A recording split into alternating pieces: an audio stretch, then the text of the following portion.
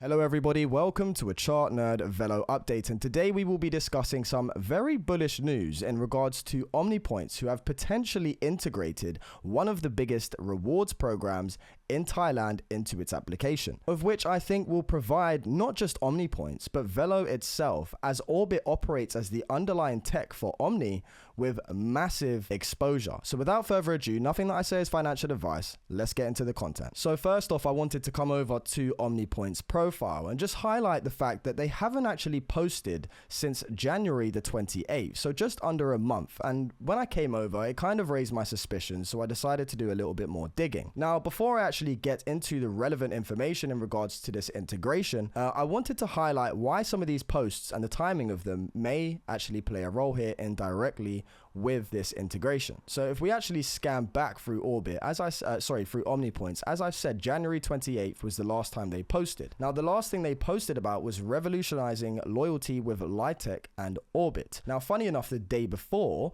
they actually posted out about building a connected loyalty ecosystem for everybody, connecting businesses and consumers in a growing ecosystem of shared value. Now, scrolling back a little bit more, on the 25th, they were discussing turning your points into real world value with loyalty beyond borders and growing your business with Omnipoints. Now, this was the one that I really wanted to touch base on from January the 23rd. As it says, your points are no longer tied to one brand. They can now work across networks, giving you freedom and flexibility. So in simple terms, one way that I could describe this is here in the UK, I go to Tesco's, I go to the shop, and with Tesco's, I've downloaded their app, and whenever I spend in there, they can scan through a QR code and I get the rewards or the vouchers through my application for Tesco. So what this kind of represents in a similar sort of way to me is this isn't just one brand in an application. This is a potential network of merchants that all fit into one application that may now be integrated into Omnipoints application. So these sort of posts here, how they're all relying up with real world value, converting your points, no borders, beyond borders, building a connected ecosystem and revolutionizing that with Lytech and Orbit, it just seems a bit ironic they haven't posted in a month. Does these posts have any relation to something else that might be going on behind closed doors? So what I really wanted to tap into today is if we come over to Orbit's app, and this is through Telegram, we already noticed that they have 7-Eleven, which we was already aware of as a participating store through the application, and Travala as well, that Velo partnered with back in Q4 2024 for paying for travel with Velo, basically, and other things as well within the app. Now, what's really interesting that spiked my interest today is the potential integration of Bees rewards. So this is relatively new and wasn't here the last time I actually checked on Omnipoints, and I decided to do some further looking into this and found out a little bit more about them. So they are a rewards and privileges management service. They proudly offer Thailand's largest merchant network with over 25,000 branches and 10,000 plus SKUs. But we can see here that they provide e-vouchers and cash rebates, hotels and restaurant deals, mobile, internet and game top-ups, physical rewards, electronics and kitchenware, e-wallet top-ups, health checkups and insurance packages, point transfers and personal assistance and airport lounges. So there's a whole range that they actually work alongside here. Now, you can see over here that they already have big names like Starbucks and Shopee. But if we scroll down a little bit more and come along to their reward system, Bees Rewards is a new pay per redeem reward system. It offers rewards without managing inventory. Choose the perfect rewards for your business through our online catalog of Bees Rewards. The pay per redeem reward system catalog includes products you provide and a wide selection of procured by Buzzebees. Simply pick the rewards you want and we'll display them in your loyalty program. So customers can then redeem their points for these rewards, eliminating the need for you to stock additional items. Now, what really caught my eye here is simply pick the rewards you want and we'll display them in your loyalty program. If you can select some of these sort of businesses and companies for the rewards, you've got food and restaurant, beverage, dessert, wellness, department stores, online apparel and lifestyle. And look at all of these names and clients that are included in all of these reward systems. You've got McDonald's, Burger King, Pizza Hut, KFC with food. You've got Starbucks with beverage. You've got Harrods, Krispy Kreme donuts, Dunkin' Donuts, Auntie Anne's. The list goes on and on and on. Zara, True, Grab, Netflix, Spotify. The list is very extensive here. So in my opinion, I don't think there's a lot of discussion about this already on X now, but I don't think that Velo is integrating into Buzzebees tech. I think Buzzbee as a rewards management service is being integrated into the application so that they can select through some of the 25,000 branches and 10,000 SKUs that are provided through this service. So we could see potential rewards coming from several of these clients sometime in the near future. Again, it's all speculative, guys, okay, and I could be completely wrong, and it may operate in a different function. But what it looked like is where they've integrated Bees rewards, we now have access in some sense of manner towards all of this clients and the 25,000 branches and 10,000 SKUs that they provide. So this is absolutely fantastic news. Now I'm going to touch base on a few of my posts here about this. So I said it's been nearly a month since Omnipoints tweeted, so I done some digging on curiosity. It now looks like they are integrating a new rewards program called Buzzebees into the Omni application. And what's ironic here is that Buzzebees clients include 7-Eleven, SCB and UOB, who are already partners and investors of Velo. Ring any bells? There is huge partnerships that Velo may have exposure to due to Orbit acting as the baseline tech for Omnipoints with this integration with Buzzbee. So when the time is right, I believe we may hear more information on this integration, but here are some interesting facts about them. So again, they offer the 25,000 branches, they proudly offer 25,000 branches and 10,000 SKUs, which are stock keeping units that measure time, the verified items, so on and so forth. It operates in 6 countries. I believe this is actually 8 now, but you've got Thailand, Vietnam, Malaysia, Philippines, Indonesia, and Cambodia, more than 1,200 partner platforms and 170 million user accounts.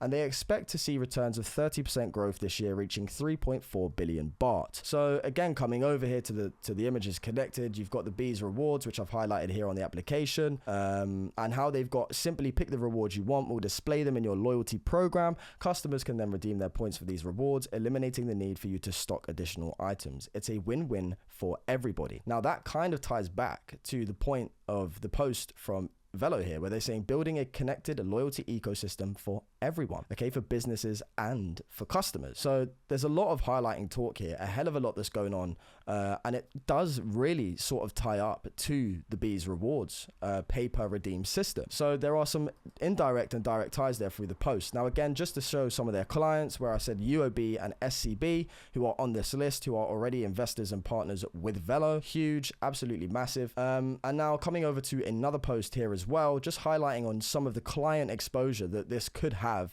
for Omnipoints, again, which has Orbit as the baseline technology. You've got Samsung, PepsiCo, Esso, AIA, Unilever, Burger King, Colgate, Nestle, so many popular household names. It's ridiculous. It's honestly ridiculous. The client list here is immense. It's absolutely insane. Now coming over to another post, this is their actual partners. Okay, so you've got SA Buy, you've got Microsoft, you've got Pays Gift. There's so much that's going on here. And I think that this platform, this rewards platform with the integration with Orbit, potentially gives Velo technology as a baseline tech with Orbit the exposure to a lot of these partners, which already have a lot of ties to Velo and merchant networks. So this is absolutely huge news. It's absolutely massive. Now, coming over to the Buzzebees e-payments category, which I may actually scan over in a second and try and find some more information on the site. But on the e-payments category, it includes Prompt Pay, True Money, Visa, Union Pay, MasterCard, and much, much more. Now, we're already sort of connected in many ways with True Money, with Prompt Pay, and we already have a partnership with Visa. This is huge. It's exceptionally huge. It all indirectly ties back into one connected interweb between Web 2 and Web 3. Now, how is this possible through Omnipoints with Velo? Well, if we come over to the light paper, the real world asset light paper released by Velo in regards to PayFi and their superposition loyalty point platform, here it says Velo aims to revolutionize the PayFi landscape with its superposition loyalty platform, which seamlessly integrates loyalty point programs. Okay, so we just need to remember that this is rewards and privileges management. This is a loyalty and rewards program. And I do believe that it's being integrated, just like it says here, through the loyalty point platform into Omnipoints. Okay, and they aim to connect Web2 and Web3 for practical pay-fi use cases by leveraging blockchain technology. Velo facilitates smooth, real-world voucher redemption within its merchant network. This approach enhances the utility and transferability of loyalty points, creating meaningful real-world use cases in the pay-fi ecosystem. So I'm pretty sure that in previous posts from Velo, they were aiming for 100,000 merchants, a merchant network by the end of 2024. I'm pretty sure it was something like that. And the user base from Ton has actually exponentially grown. So if I actually come over to one of my posts here, and I should be able to find, no, I'm not going to be able to find it right this second, but just, actually I might be. Let's have a look. Ton. Yeah, here we go. Okay, so the recent de-upsurge of 700% with unique active wallet growth via Ton is the perfect example of Omnipoints. Now, I've come through Telegram to find this information in regards to Bees rewards. So are some of these Bees rewards platforms, are they already in operation and they just haven't released and spoke about it yet? Why do I suggest such? Well, we've seen a 700% growth with unique active wallets via Ton. And we have seamless integration, real-time synchronization, enhanced security, regulatory compliance, and the Velo is changing the game. So you can see here that Velo, this was in January, had 780,000 active wallets and a 700% increase. So it's, and the volume growth as well over 30 days, I think was about 10%. So that's really, really good. And again, just covering some of the key features of the superposition tokens. We have the application 1, 2, and 3 with loyalty points directing to Omni, which then the tokens are redeemed, I think, through Ton, Ethereum, and Solana. So there's also multi-chain bridging here in regards to the connections with Omnipoints. So is that possibly, or has the growth possibly been facilitated on the back end through this integration? And we just haven't heard anything yet. I think it's a potential, again, albeit speculative. So again, coming back to the superposition concept of the loyalty point program itself, you can see here where Orbit actually facilitates and is working in the background. So we have on the Web3 side, the project partners through to Velo Finance, and Universe, and then i.e. the OM token back to Orbit, which supports a multi-chain, i.e. where we just covered, where was I? Okay, I've just lost it. But where we just covered over the multi-chain between Ethereum, Solana, and other chains there. So we have Web3 side. I'm losing myself. The Web3 side through the partners, through Velo or Ethereum or whatever it may be, through Velo Finance to Universe to the OM token to Orbit, which is supporting that multi-chain. Now the superposition actually occurs through Orbit and Omnipoints connecting via the technology, which then provides the vouchers for redemption via the merchant networks. And again, this goes through partners airdrops to Omnipoints and for marketing campaign tools for partners. So there's a hell of a lot that actually goes on here, but Orbit and Omnipoints tie directly together to facilitate such integrations that enable the likes of this platform to be integrated into the Omnipoints app. So it's a hell of a lot here. It's a hell of a lot. And again, it just kind of sticks out like a sore thumb about seamlessly integrating loyalty point programs to connect Web2 and Web3 for pay-fi use cases. And this is exactly the design of Buzzebees here, offering the largest merchant network with 25,000 branches and 10,000 SKUs. So this is absolutely huge. They have many different services here. So many. So even if we just have a little click through, have a little butchers down here, they've got their application, motivate with points, tailor-made benefits, it's cost effective, cater to all needs. And these are the sort of results that you can expect with working with this platform. A 41% increase on work satisfaction, a 55% increase on employee engagement, and a 21% decrease on turnover rate. So there's a lot that's going on here. Now coming over to the partners, again, I think I did just scan over it a little bit in regards to the partners, but there's some massive names. SA Buy, Pays Gift, there's a hell of a lot. Microsoft, this is absolutely humongous. Okay, it honestly is huge. So I do think that if you want to sort of have a little scan through this, you head over to crm.buzzebees.com and this will all come up and show you their information if you want to find out any more on the topic. So that was really and truly what I wanted to cover today in regards to that potential integration, where Omnipoints haven't released anything in the last month, but behind closed doors they seem to be working, and how it all ties up with the tech and Orbit, building that connected ecosystem for everybody between consumers, users, and businesses, turning your points into that real world value beyond borders. And again, how it all states here, you are no longer tied to one brand. They can now work across the networks, giving you freedom and flexibility. So this is absolutely humongous. I think it's really, really big news. We just need to wait now on an announcement. Okay, so it's all speculative until then, but the information is there, it's in front of us, and the connections and the partners here on Buzzebees network are fantastic. So now, without further ado, we're going to come over to some technical analysis. And again, what we need to focus on here, several things I wanted to look at today. We've got our 0.038 high, right, from mid-January. Now, right now, what's going on is we're retracing from this high back down to the previous low, which was in early November. So we're going to get a fib on from our local high in January, retracing back down to this low, and you'll notice that Velo at the moment is holding key support on its golden ratio. So you've got 0.017, which is acting as a key support level, and in fact the candle closes even on the day of when we did have that wick down to 0.013, the candle closes remained in this range. So this is a very key level of support for Velo right now at 0.017. What we need to understand is we're literally caught between a level of support and resistance right now, awaiting a decision.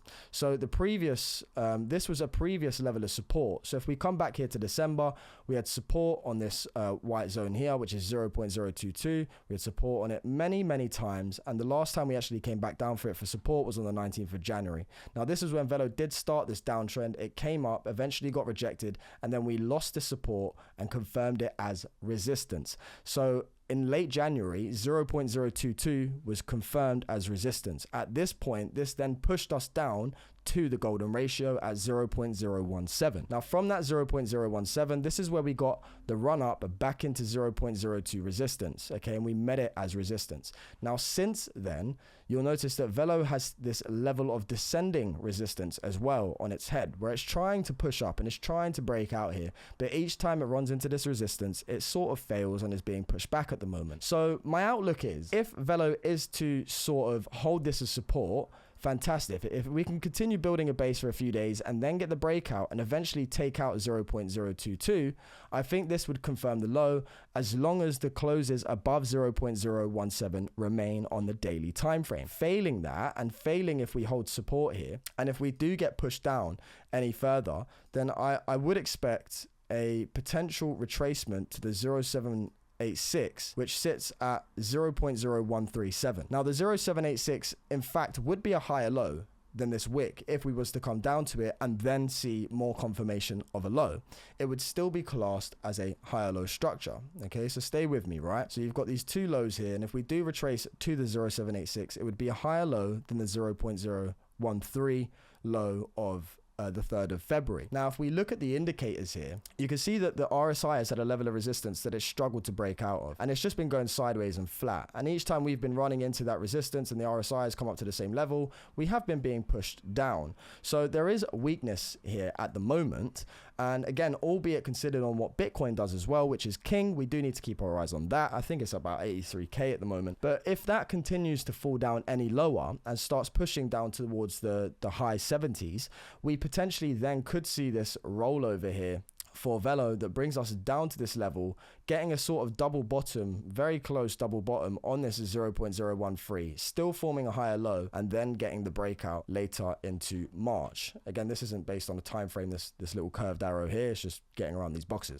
So again, this could come into very early March, and the last week of February could be a sort of final dip out and push down here if Bitcoin does come back any further, just to a key level of support on the 0.786. Now, if that was to occur, if we look at the indicators here, where I've been saying that the RSI has been relatively flat, if we can get this RSI to push down and get into the oversold regions, okay, we would be creating lower lows on the RSI, okay, if this was to play out, and we could be creating higher lows on the price. So this would indicate a bullish divergence. You've got lower lows in the indicator and you've got higher lows in the price. Okay, that's a bullish divergence. And at the same time, you've got the stock RSI on the daily, which could potentially also get back into the sort of oversold regions. Now, the last time Velo was down here was when we was at 0.013. Okay, on this sort of drop down, this is where the stock RSI was coming into the floor.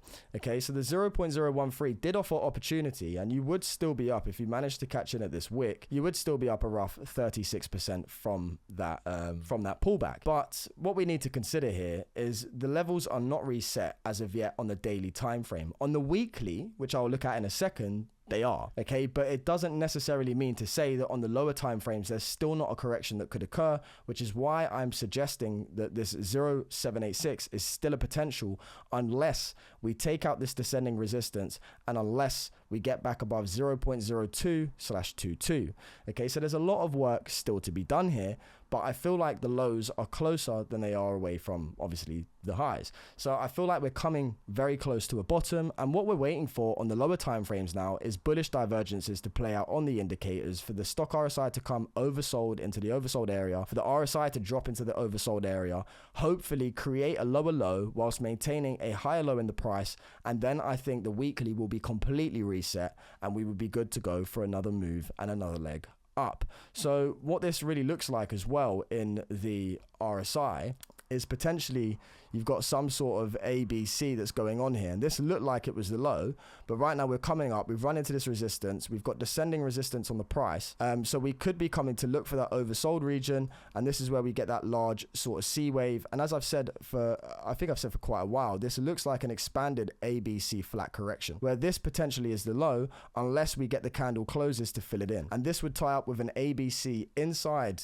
the RSI and potentially come into the oversold regions towards the start of March, and the stock RSI coming back into the floor, completely resetting levels on the daily time frame. So it all kind of does tie up here a little bit. Now, if we zoom out to the weekly and have a look at the weekly, what you'll notice is that the stock RSI is already completely in the floor. Okay, you got the stock RSI that's completely in the floor. Now, if we analyze it here, what you'll notice is on the July the 8th, which is the last time that the RSI, stock RSI, was anywhere near as close as what it is now. If you look at July the 8th, okay, from this low, it rallied up first around 60% and then crashed back down to another double bottom on 0.007. Now, if you look at the stock RSI, the stock RSI was in the floor on the first drop down. Okay, the first drop down was where the stock RSI hit the floor. Okay, and then the stock RSI came up a little bit, but it rolled over. And at this point, this is where we came up and pulled back for the higher low. So I think right now we've got a similar situation. We've got the first drop into the stock RSI, which has brought us down to the first low. Right now we've had that rally back up and are looking, I think, for a second drop down for a higher low / double bottom, which is where we could see this little rollover in the stock RSI. Very similar to what we did here. Get that, and then we can start getting our way out of the woods, right? So the daily is perfect, I think, right now to look at, because the stock RSI looks completely reset here. But on the lower time frames, it still looks like there's leg room for more downside. So with that being said as well, we do already, if I'm not correct, have a sort of bullish divergence playing out on the weekly RSI, where you've got a low and then a lower low, and we're creating an even lower low right now in the RSI. Whereas in the price, if we go from this low here, you will see that this was the low from October, and we've got higher lows. So we're getting lower lows in the RSI and higher lows in the price. This is a bullish divergence that is in the process of playing out. Again, it's just whether the low is here now or whether we have that downside to fill in this wick and pull back a little bit further.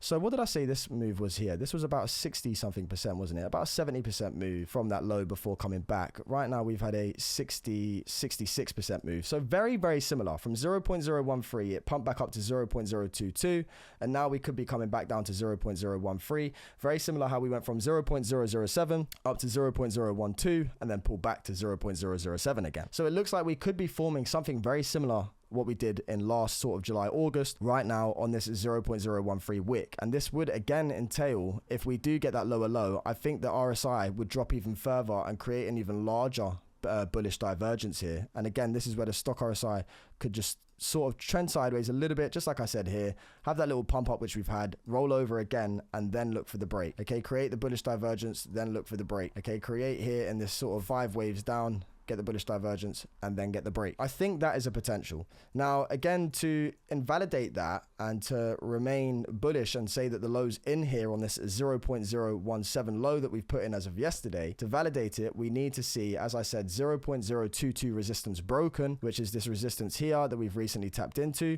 We need to see this broken above, and we also need to break out of descending resistance that we've been under since the 9th of February and continuously hitting our heads. So really and truly, really what you want to wait for is the break of this resistance, back testing it and breaking out of 0.022. It would confirm that the 0618 at 0.017 has held, and that's a bullish sign. So just wait for the break of resistance and to close above 0.022. This is the key level of resistance they reclaim right now. It was previous support for so many months, and now we've lost it and are hitting our heads on it. Okay, so we need to break above 0.022 in order to see continuation to the upside, and we have to break this descending resistance. So I hope you've enjoyed the content today, guys. It's a lot to take in, but it's been a good one. From Chart Nerd TA, take care. Peace out.